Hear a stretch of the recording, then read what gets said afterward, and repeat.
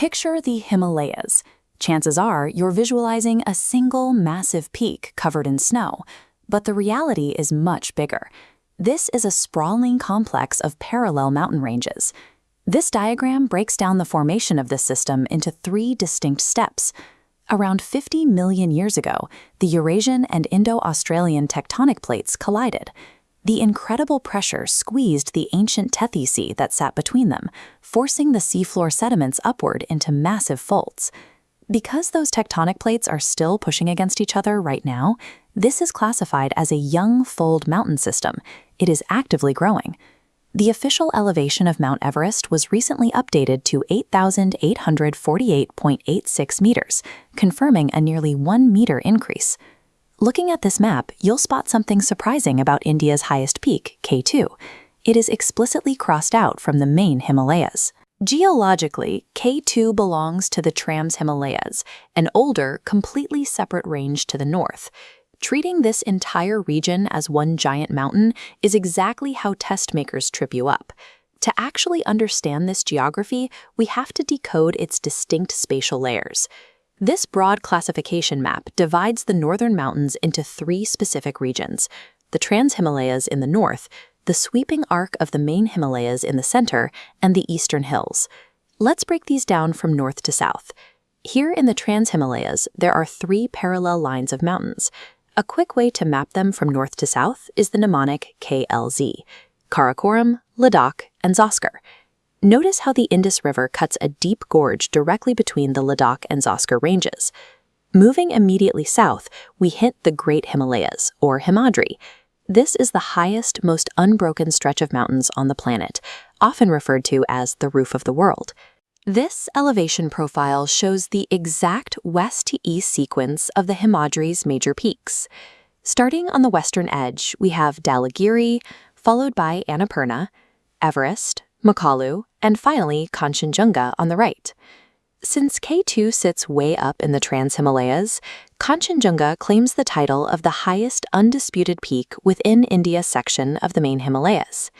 This continuous wall of high-altitude rock functions as a massive climate shield, blocking the freezing dry winds of Central Asia from entering the Indian subcontinent.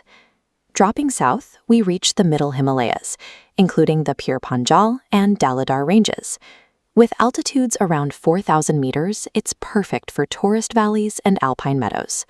These grasslands have local names: a marg in Kashmir or a bugyal in Uttarakhand. Finally, we hit the Shiwaliks. These are the southmost, youngest foothills of the system.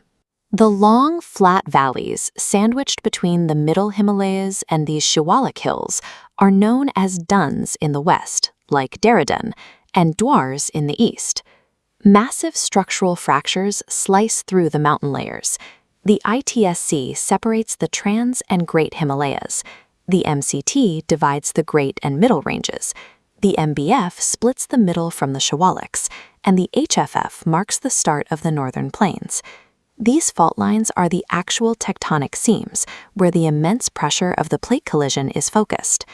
Because these are active fracture zones, the region is highly volatile and prone to severe earthquakes.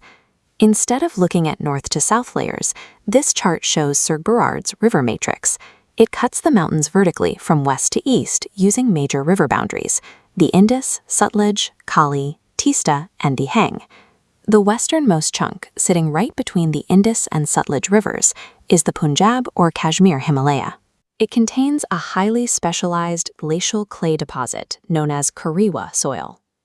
That glacial Kariwa soil is the specific reason you see wide fields of purple saffron flowers growing in Kashmir. It is uniquely suited for cultivating this incredibly high-value crop.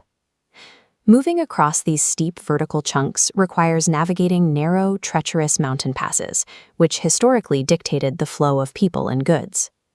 These waterways and corridors function as the primary trade arteries and historical borders that continue to define the geopolitics of modern Asia.